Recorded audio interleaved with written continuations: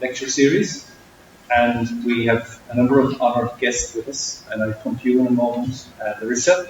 But we also have Seán Murchú's wife, Joan, here with us, which is a great honour, and it's fantastic that she's here because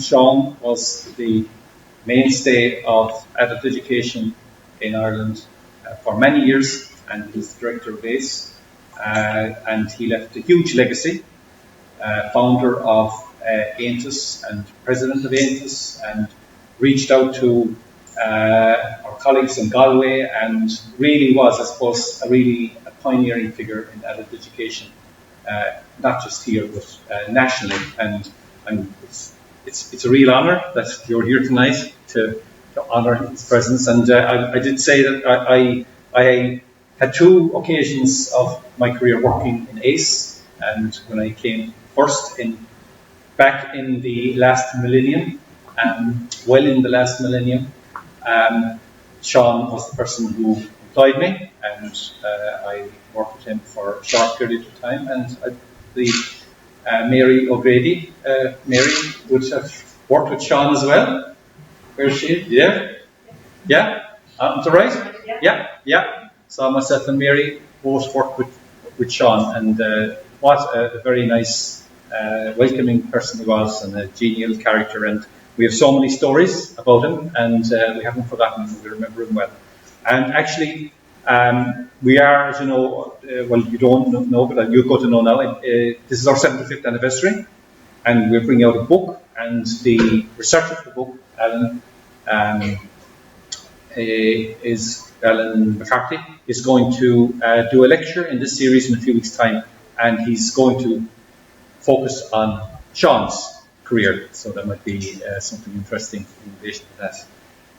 And I discovered as well she's a native of Adrigole in the Beara Peninsula, although I'm from East Cork, and she did say the best people in Cork are from West Cork. I have to swallow my pride from East Cork, but it's the Beara Peninsula is a very special place and very close to my heart, and my family had a very strong connection with Adrigole as well, and I'll tell you about that some other time. But so it's great to link all of those for me.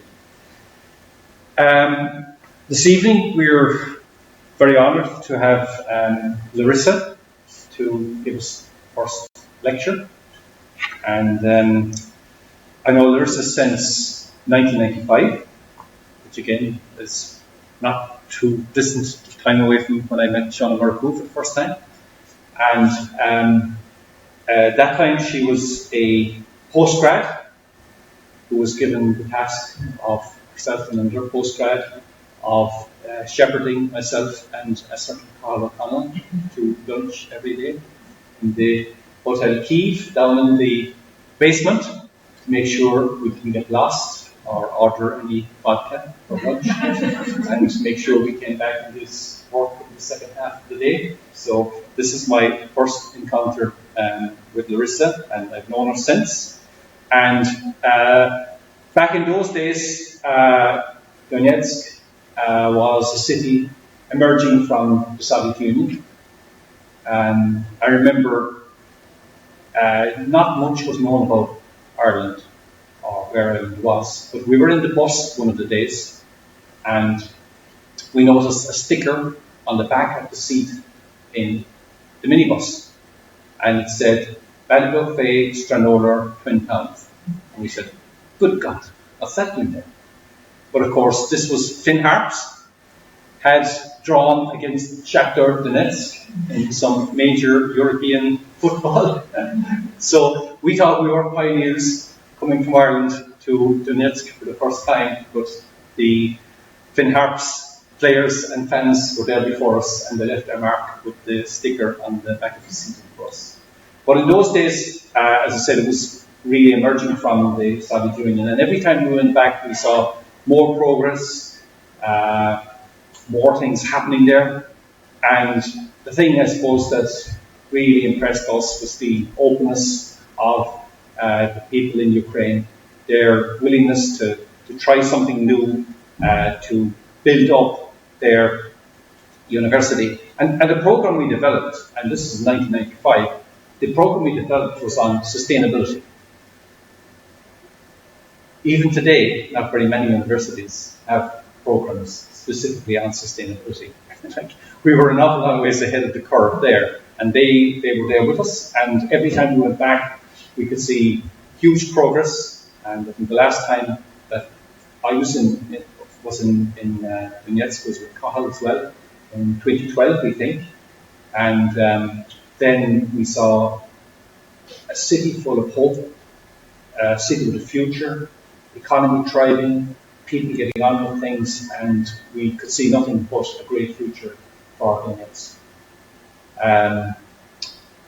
It came as that's almost like a death in the family for us, what happened in 2014 and subsequently, and watching the terrible events unfolding in the last few weeks, last month now, it's just, it's mind blowing. But I think it's important that we hear what Larysa has to say, her experiences there, as she's been through it all, right from Donetsk to Kyiv and to Cork. And I think it's important for us to also remember that, in our solidarity with the people of Ukraine, we're in solidarity with them in terms of defending their country, their rights to their own independence, to run their own affairs, and so on. But they're also part of the thin line between despotism and democracy. They are defending for all of us our rights to go about our lives, to enjoy democracy, human rights, to have aspirations and hopes for ourselves. So those people who are fighting in Ukraine to defend their country are also defending us. And every day since Larysa arrived here, she's been online every single day, into the night, early in the morning, organising and supporting people back in their own country. And we've met a lot of people here on campus today, and one of the people, the first person we met, actually started crying.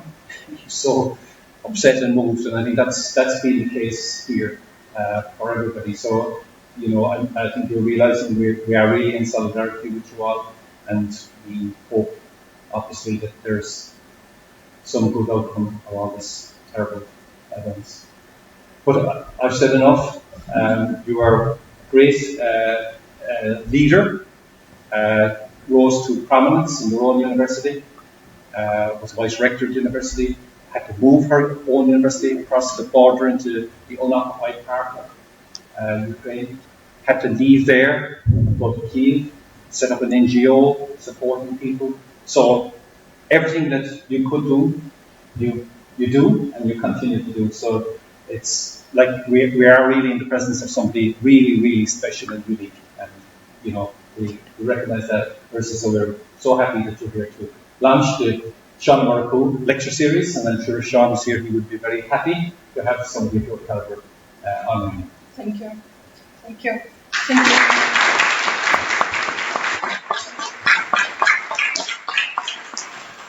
I just will use this because my English not so good, and it's a great opportunity and a very big honor to me to speak with you and to tell you what is happening now in Ukraine.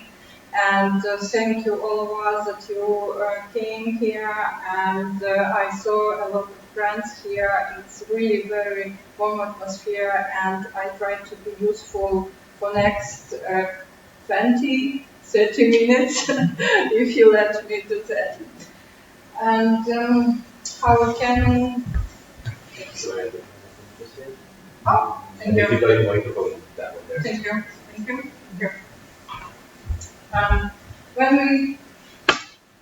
discuss today's meeting, Seán told me that probably will be very interesting, not historical view, political or economical, just will be much more interesting your personal experience.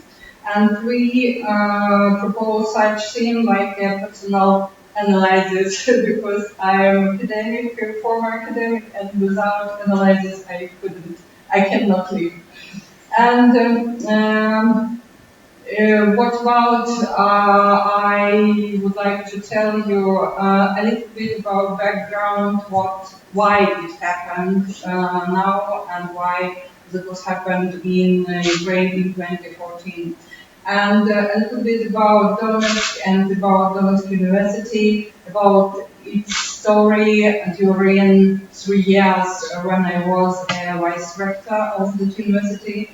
And after that, I will tell you about NGO where I'm working now too, and try to manage something what we can do now. And just a couple of words about what's happening in Ukraine now, because of course you will know a lot of information and a lot of news, and when we are going in a street, in a shop, in area, I will speak about war in Ukraine. It's true, everybody speak about that because simple people couldn't believe it. And a small story, probably you have no news about that. Everything starts from Euromaidan. That was the first battle of the Ukrainian for European values with the Russian regime. It's a very long story, but I just try to say to you that was November 2013, and that was the reaction of Ukrainian people that our ex-president, Ukrainian president, Yanukovych, probably you have heard about him, to reject signing of association agreement of Ukraine and the European Union.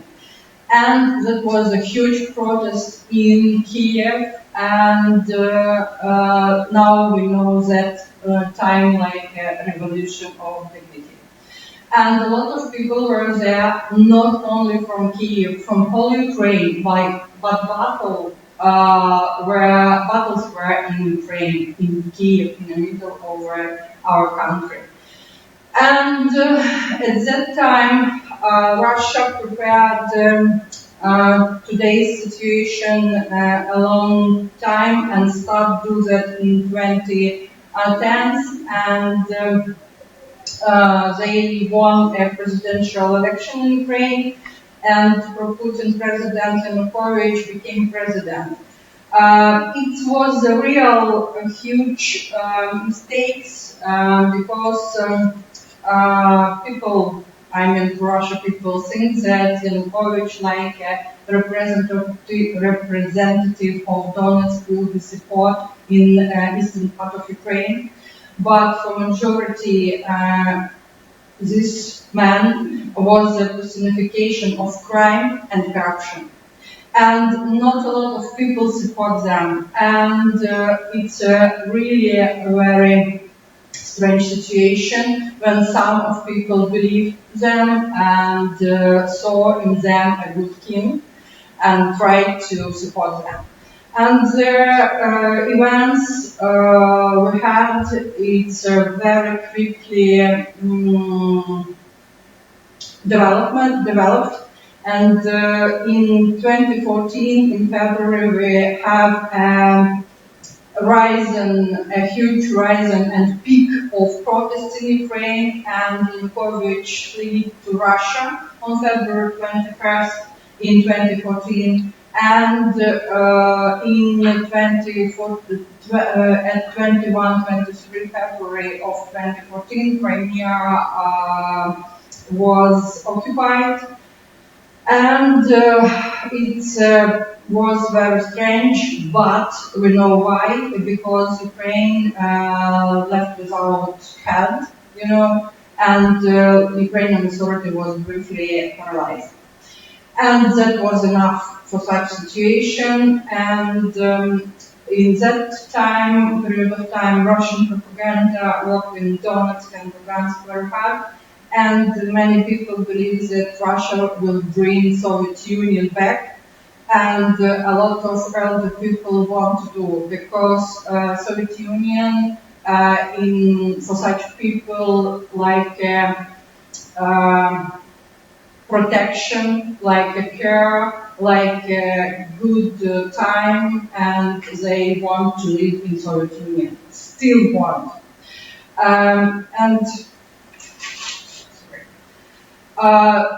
As I said, their events was very extremely run, and in April-May, the Russian troops, together with local criminals, tried to occupy Kharkov, Odessa, Donetsk and Lugansk region, and only part of Donetsk and Lugansk region remained occupied from 2014 to 2022, and now I just try to show you. You get yellow color, it's Lugansk and Donetsk region totally, and pink color occupied territory of these regions. And you see on the map up, you see Ukraine, and red color, it's occupied territory, Donetsk, Lugansk region, and Crimea. And in May 2014, in Donetsk and Lugansk, illegal referendum was held, and that was, of course, illegal because there was held under gun, of course, and two fake republics were created. One republic in Lugansk region and one in Donetsk region. And of course, I have to be absolutely true with you. A lot of people from Donetsk went to vote, and they believe in a good king. At that time, that was in 11th of May, I remember the time very well, because when I came to street, I saw a lot of people who go to vote, and I asked them, why are you doing that? And they answered me, oh, just want to look what will happen. It's really a strange story for me, but not for them. And at the time, I worked in a university. I was a vice dean, and I worked also at the International Economics Department. And we had more than 12,000 students and approximately 2,000 staff in that time. And we have absolutely Russia top management, because as usual in Donetsk, all elections were fake, and our rector was not elected, and he came from state governmental administration, and he was appointed by President Yanukovych. It's absolutely awful situation. And universities leadership decided to continue education even under shelling and bombing in May 2014. And our department proposed to work remotely and finished academic year a little bit early. And we finished in June 2014, and most of staff went to somewhere for summer vacation. Why? Because we are waiting our army that it liberated Donetsk, as it liberated half of the region occupied in Whites in May 2014. And of course, part of our staff still waiting for Russia's war. Donetsk International Airport, we restored it till 2012, because on 2012 we had a Euro 2012, we and Poland. And Donetsk Airport is a quite new and beautiful place, and it was the first to suffer in May 2014. And I remember when I provided a lecture, and we have had a very loud sound and saw a black smoke in 6 kilometers near our auditorium, and couldn't imagine what happened. And that was the bombing of our airport. And we have a movie, Kyiv, probably know, Hero Never Die. It was presented on a lot of festivals and have prizes. And it's a real, there is such movie in English, and if you want to see, it's absolutely truth. And people who, our soldiers who defended airport, they could be alive, but material didn't can stop bomb, you know. And it's really a very hard situation, and I decided to move my daughter in a safety place, because armed criminals stood at checkpoints in the occupied cities, and they were allowed absolutely everything. They can check your car, your documents, all of you, and they were almost drunk, and they have arms. It's really horrible situation. And when I came home from work, I met a tent which entered the city, and I have heard explosions, and we came at the evening. It was approximately 9 p.m. I was in panic, and I tried to all things of my daughter and put in a car.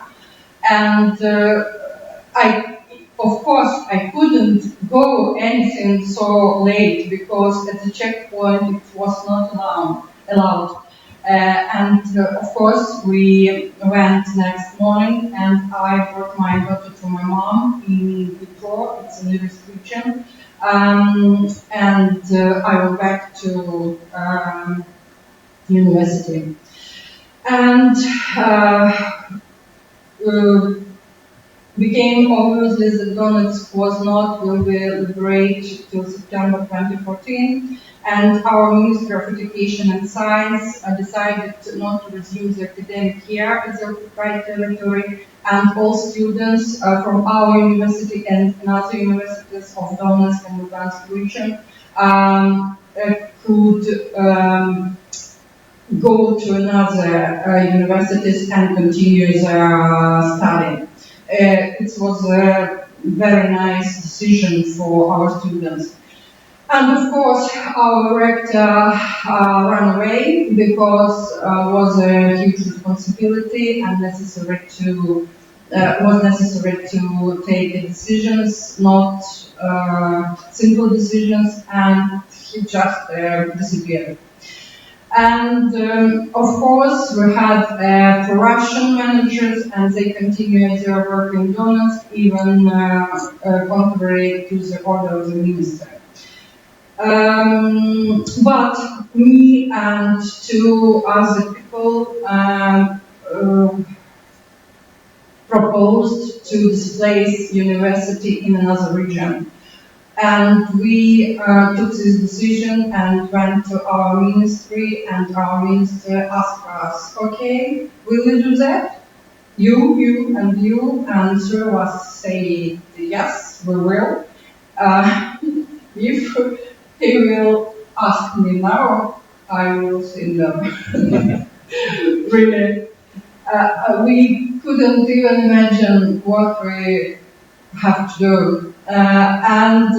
In October, the ministry decided to move our university to Kryvyi Rih city. It's a Dnipro region too.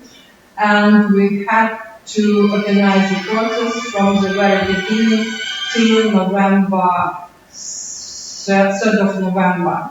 We get the order on 16th of October, and we're having 17th day to start an education process in another place, in another city, without anything.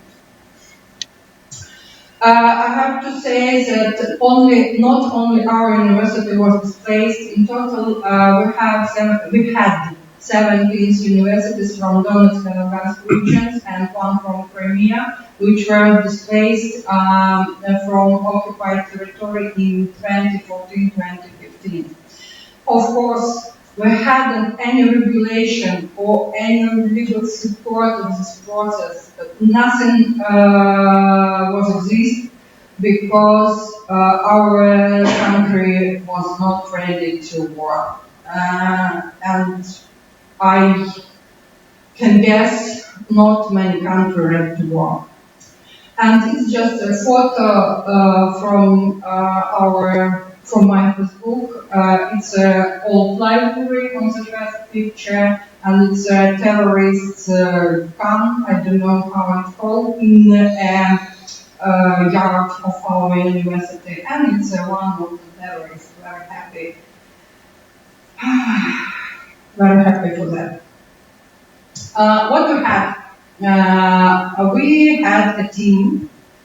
It's really incredible and strong people. We had 10 persons at the beginning, only 10 of us. And of course, a lot of people joined us, but at the beginning, only 10 of us. We have 3 rooms. In one room was all top management and all assistants. In another room, we have all academic staff, and in another room, we have a place for meeting, but nothing like that. We lived in the rooms. All of us lived there. And we have also order of our ministry, and it's just one paper order, or we can do that. And we have also very strong resistance from the Russian forces in the local community and from the universities and legal officials in Donetsk. We had I have a lot of stories, but probably some time I will write a short story from the past. And what we should done, it's very briefly.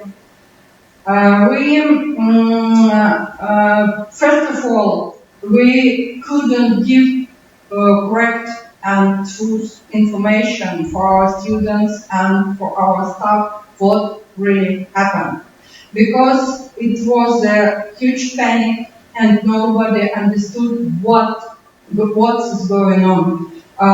What happened in Donetsk, what happened in Kyiv, what will happen with university.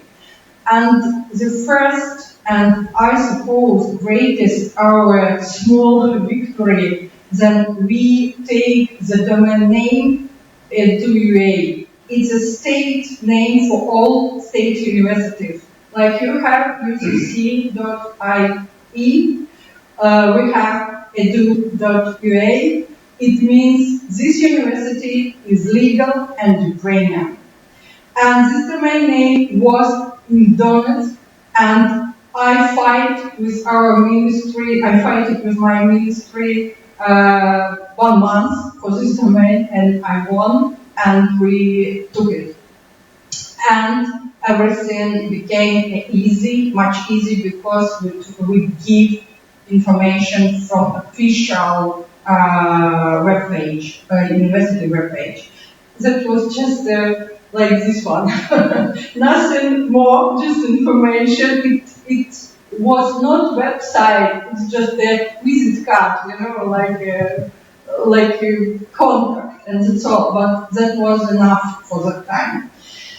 And of course, we should pass the procedure of state registration in the new territory. It's a terrible situation because it's not necessary in that time. And now, when war started, it was rejected because it's stupid. Since when you display something from occupied territory to Ukraine, you have to re-registrate your business, your all entities. But we have to do that. Of course, we hadn't any documents. We just have a copy of statutory document from our ministry, and that's all. And of course, we haven't money because all our money were arrested for in that purpose that our opponents in Donetsk couldn't use it. And we need to get access to our bank accounts. Of course, we have to restore all education waste and find accommodation for students, and we have to find accommodation for part of our staff. And we have to start education in 17th day remotely and in person from February 3 of 2015. And I was Vice Director for International Relations, and my general responsibility is a short list, but my duty took 12 pages of text in my instruction for my position. It's not, unique situation. All of us have the same situation because we had before 2,000 staff and left only 270 staff. Of course, all of us did what we can. What we did, of course, we restored all our university. We get access to our money. We rebuild absolutely everything in our university. We get more than 3 million euro for restoration of university. And one small thing, not governmental money at all. State didn't help us. Just say us, okay, you are welcome, go ahead. That's all. And all this money we get from international organizations, international donors, and from volunteers of local community. We had a lot of people who helped us.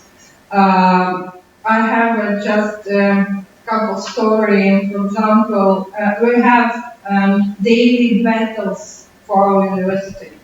And for example, we were able to unlock the account and pay the first salary for our staff after displacement in February 2015. It means 4 months we worked as volunteers. And we spent our own money to restore the university. For example, I took a loan in the bank because we need to bought everything, computers, paper, everything, to pay for everything. And for example, a local volunteer organization brought stationery because we don't even have anything to print official letters to various authorities. Or, for example, local pro-Russian party in Kryvyi Rih city led students from another city's university to rally against us, because they say that we are trying to take over their buildings. We had the same situation too. And Too many staff did not move to Kryvyi Rih with us because we couldn't provide them accommodation, and we extremely needed of qualified staff, but the level of professionalism and efficiency of local employees was insufficient to solve our problem. That's really a huge problem for us. And for example, we had to restore many rights, our rights, I mean universities' rights, in the court, but sign such condition when wasn't exist a law for such situation, we were often lost, and judges were afraid to take responsibility. And really, that was daily fighting, daily battles. And we worked 24 hours during 7 days a week, and we done everything during 3 years. Till 2017, we rebuilt our university from absolutely zero, from the beginning. And now, if you wish, if you need, I know how to build university from the beginning. I can help you. But it's a bad experience. And in 2017, it's a lot of friends here, and I can tell you, we worked under huge pressure, and a lot of us lost our house, and I lost my eyes. I couldn't see, and I couldn't hear, and I came to work, just sit, and nobody knows about that. And I understood I need to have some recovery. And my friends from Kyiv said me, okay, girl, you have to leave university and do something else.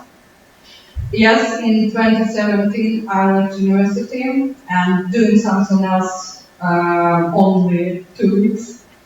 And when I start see again, I get a new proposals to displace new organization from occupied territory. And I joined to NGO, non-governmental organization, Vzayemodiya Plus in Ukrainian, but in English, Interaction Plus.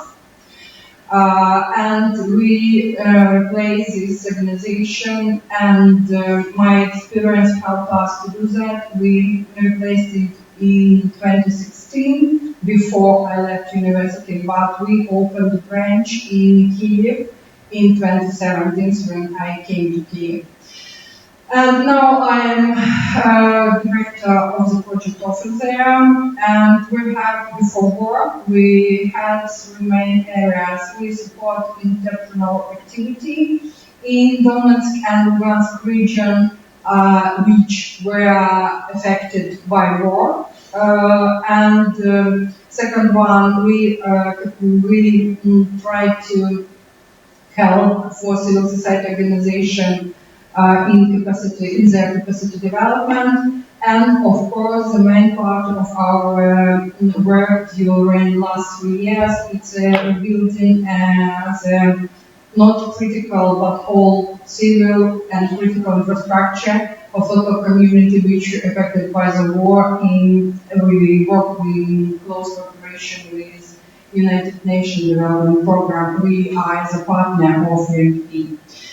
And what we have done in 5 years, we created a powerful organization. Now we have more than 400 NGO members, all of them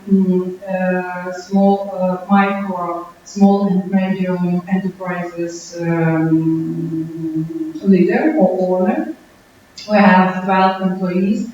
It's not huge for university, but it's quite a lot for NGO. And we have expert corps, it's a 16-person, indexation, bookkeeping, finance, a lot of things. And we have a volunteer corps, more than 100 persons. It's a youth, it's our youth. And of course, we have implemented all modern management and communication tools, quality management system, everything what I did in university, I did it in NGO. And NGO not happy with that, of course. And we create a big network of partner organizations, and now it includes more than 100 civil society organizations in Ukraine, but mostly from Donetsk and Luhansk region. And we implemented several large-scale business projects, and more than 1,050 entrepreneurs we taught and consulted. And last 3 years, we administrated 218 projects for the development of civil society and restoration of infrastructure of Donetsk and Luhansk region. And,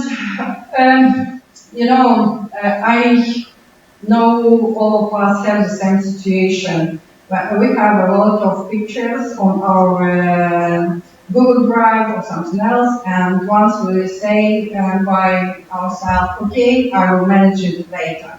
It's the same situation, and I tried to manage it 2 days ago and didn't find anything, but I find it in my Facebook. And why this picture? I just demonstrate. The first one in that corner, it's Mariupol. This city doesn't exist. We try to create new project, business project.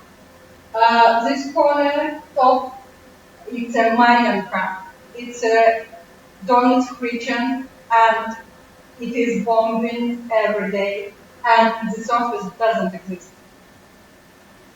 This down this corner, it's our youth, it's our volunteer corps, and it's a Kyiv. Kyiv still fighting, and 90% of this youth in the army, in territorial defense and volunteers in the whole of Ukraine. And this city, Melitopol, is Zaporozhye region, city now occupied. And I saw here 6 people which were killed. It's really very difficult to see picture in Facebook when you knew these people, when you worked with these people, and this is my native regions. And everything was destroyed in 35 days. And what we are doing now, now we try to transform our frozen projects and starting to help in the restoration of the business of entrepreneurs who have already moved again. It's twice. Somebody moved 3 times from the occupied territory to the western part of Ukraine, in Lviv, in Rivne, if you know that. And what else? We're trying to collect information about our friends, partners, members, because all of them lived and worked at the occupied territory or at territory which under bombing right now.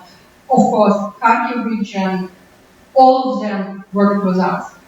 And now we collect funds for humanitarian aid for residents of Kharkiv, Chernihiv, Kyiv, refugees from the cities of Donetsk, Luhansk, and Zaporizhzhia regions, mainly for purchasing of medicine, clothing, and raw materials for food production, because we have entrepreneurs who produce product for people at that territory, not necessary to bring it there. And at least thousands of people are dying, And as you know, 144 children died in Ukraine, and over 2,000 children were stolen and taken to Russia. And Ukrainian wants to live, and freedom is the highest value for us, and it's an environment for us in which we can live only. We are not slaves. We didn't want to have a good king because we don't believe in good king, and it's a difference between Ukraine and Russia. We are not slaves. And I told you about that because you are free and you know values of freedom and you understand us much better probably than somebody else.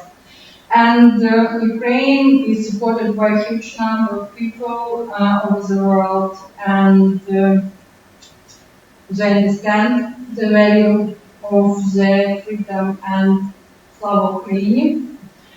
Thank you very much for such possibility, and I'm ready to answer your questions if you wish asking something else.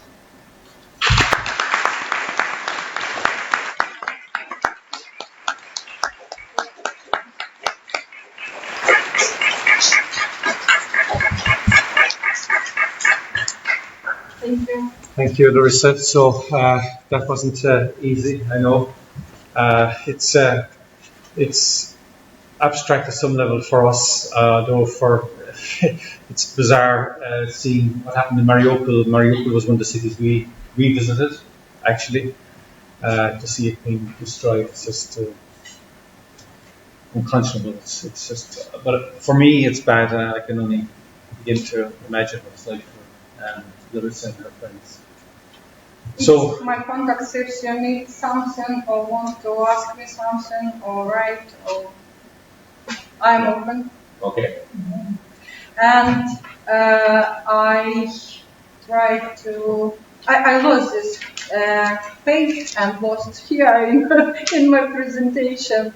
The first man who called me on 24th of February on 2022, when war was started, was Dr. Seamus Atuma. Really, not relatives, not anybody else, Irish man.